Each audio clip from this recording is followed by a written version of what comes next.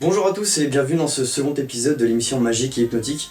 Aujourd'hui on va parler du thème de la magie tout simplement, ou de la cartomagie plus précisément. La cartomagie ou cartomanie est une des nombreuses branches de la magie. Elle est souvent utilisée en close-up, donc où le magicien fait des tours rapprochés de son spectateur, en utilisant aussi divers objets du quotidien, genre des cordes, des pièces. La cartomagie, comme son nom l'indique, est l'art de faire de la magie avec des cartes. Beaucoup s'accordent à dire qu'un grand nom est à l'origine d'une avancée considérable dans l'histoire de la magie, c'est celui de Johann Hofzinser. Lui-même parlait de la cartomagie comme étant la poésie de la magie. On reviendra un peu plus tard dans la vidéo sur ce personnage-là. Un simple paquet de cartes suffit. Alors, certains magiciens utilisent des gimmicks ou des paquets truqués pour réaliser certains tours, mais en règle générale, il est largement possible d'utiliser un simple paquet de cartes pour réaliser un nombre de tours impressionnant. Ce qui est encore mieux, c'est de pouvoir aussi emprunter ce paquet de cartes au spectateur, ce qui le rend totalement examinable, et aussi permet de tout simplement éviter que le spectateur soupçonne que l'on possède un paquet truqué. La majeure partie du temps, si ce n'est tout le temps, les cartes utilisées sont au format poker, c'est-à-dire 6,35 cm sur 8,89 cm. En magie, les cartes doivent avoir un minimum de qualité. C'est pour ça que les mêmes marques reviennent relativement souvent. Bicycle, B ou encore Tally-O. Ces trois marques sont éditées par la USPCC, United States Playing Card Company. Petite anecdote sur les jeux de cartes, nos jeux de cartes de 52 cartes sont basés sur le calendrier grégorien. Il y a 4 couleurs pour les 4 saisons, 12 figures pour les 12 mois de l'année, 52 cartes pour les 52 semaines, et la somme de tous les points d'un jeu de 52 cartes plus le joker fait 365, comme les 365 jours de l'année. Le total de chaque couleur donne 91 points, les valets, dames et rois valant respectivement 11, 12 et 13 points. Multiplié par 4, cela donne 364 plus un point de joker, 365.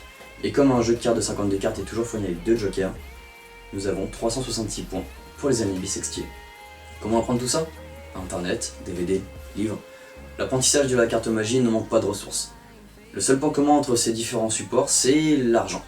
Le secret des magiciens n'est plus une réputation à refaire. Et pour avoir de bonnes bases par ses propres moyens, il faut tout simplement sortir le porte-monnaie. Malheureusement en France, les écoles de magie n'existent pas. Des clubs par contre oui, où des cours peuvent y être dispensés, où on peut retrouver d'autres pratiquants pour pouvoir échanger avec eux, s'exercer. En général, ces réunions se font à hauteur d'une fois par semaine ou d'une fois toutes les 2 semaines. Apprendre un simple tour ne suffit pas. Exercer la cartomagie, c'est bien plus que de manipuler un paquet de cartes. Il faut travailler jusqu'à son personnage, travailler aussi ses manipulations pour que celles-ci deviennent invisibles aux yeux du spectateur. Et justement, pour le spectateur, il faut que cette illusion devienne sa propre réalité. On va dire qu'il existe 2 types de tours, les tours automatiques et les tours avec manipulation. Les tours automatiques se basent uniquement sur des propriétés mathématiques, ils ne demandent aucune manipulation. Comme le nom l'indique, les tours automatiques, si on suit le mode d'emploi, il n'y a aucune raison pour que le tour rate.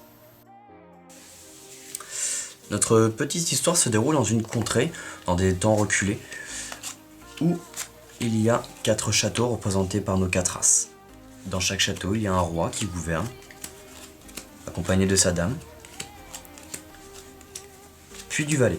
Selon les histoires, on raconte que le valet est en réalité l'amant de la dame. Comme à cette époque, les rois sont relativement belliqueux, ils ont tendance à se faire des petites guerres entre eux, entre contrées. Et comme tout temps de guerre, en fait, c'est un peu le bazar, donc en fait, tout se mélange tout simplement. Une fois que la guerre est finie, que la poussière redescend, on se rend compte que tout est redevenu comme avant.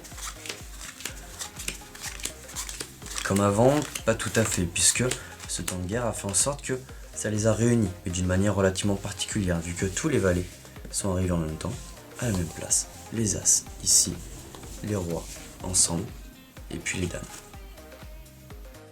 Les tours d'adresse, qui eux demandent une certaine dextérité de la part du magicien, consistent, grâce à diverses manipulations, à donner l'impression au spectateur que ce qui vient de se passer devant lui est tout à fait réel. Pour ce qui est des tours avec trucage, certains demandent des manipulations, d'autres sont totalement automatiques. Mais pour le magicien, c'est beaucoup plus passionnant pour lui de réaliser des tours où la dextérité pure et dure entre en jeu. Pour voir quelques tours de magie nécessitant de la manipulation, je vous laisse quelques liens dans la description. Parmi les différentes manipulations qui peuvent exister, il y a les comptages, les différents mélanges, les coupes, les empalmages, mais bien évidemment je ne vais pas rentrer dans les détails. Contrairement aux fioritures, qui sont des manipulations relativement agréables à l'œil, qui sont utilisées durant les tours, l'XM ou Extend Card Manipulation est une branche de la magie de cartes utilisée uniquement pour faire de la manipulation de cartes. Le but est de réaliser des figures toutes plus impressionnantes les unes que les autres, de façon à épater le spectateur. L'XM regroupe un nombre de figures impressionnant, allant de la simple couple à une main, deux mains, coupes multiples, des mélanges complexes, des cascades, des figures avec un support ou dans les airs. En général, un praticien d'XM fait en sorte de trouver les bonnes transitions entre ces figures de façon à garder un mouvement fluide et de proposer un spectacle des plus agréables à regarder.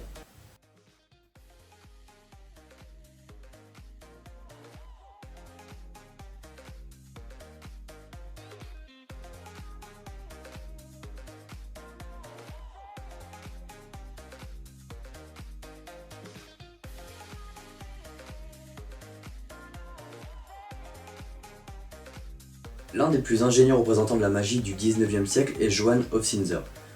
Né le 19 juillet 1806 à Vienne, où il y mourut le 11 mars 1875. Nous avons très peu d'informations sur sa jeunesse. Nous savons seulement que tout gamin, il fut un virtuose de la musique et qu'après avoir fait de brillantes études à l'université de Vienne, il obtient le titre de docteur en philosophie. Il est assez difficile de déterminer avec précision à quel moment Hofzinser fut pris d'intérêt pour la magie. Nous savons cependant, de par ses écrits, qu'en 1828, il s'y intéressait déjà. D'ailleurs, beaucoup de ses idées qu'il mit en place plus tard prirent naissance à cette époque. Pendant plus de 40 ans, Hofzinser fut le favori de la société viennoise, mais le comble de sa réputation fut atteint lorsqu'il fonda le salon Hofzinser, où il donnait jusqu'à 3 fois par semaine des soirées magiques sous le nom de « 1 heure de déception ». Au début de sa carrière, Hofzinser trouva la magie dans un état relativement primitif. C'est un peu plus tard qu'il décida de modifier et d'améliorer les tours déjà existants. Plus tard, il inventa de nouveaux tours. Ce qu'il crée eut un impact considérable sur l'histoire de l'art magique. Parmi ses inventions, nous retrouvons le miroir à la rosée, le coffre-balles ou encore le bocal à l'encre. En tout, plus de 50 tours basés sur des principes totalement nouveaux et inconnus avant lui. En plus de ces 50 premiers tours, il révolutionna totalement l'histoire de la magie des cartes. Il inventa jusqu'à une 60aine de tours, tous plus innovants les uns que les autres. Malheureusement, peu de ces expériences passèrent à la postérité. En effet, Hofzinser était très jaloux et il refusa d'apprendre justement le fonctionnement de ces tours à d'autres magiciens.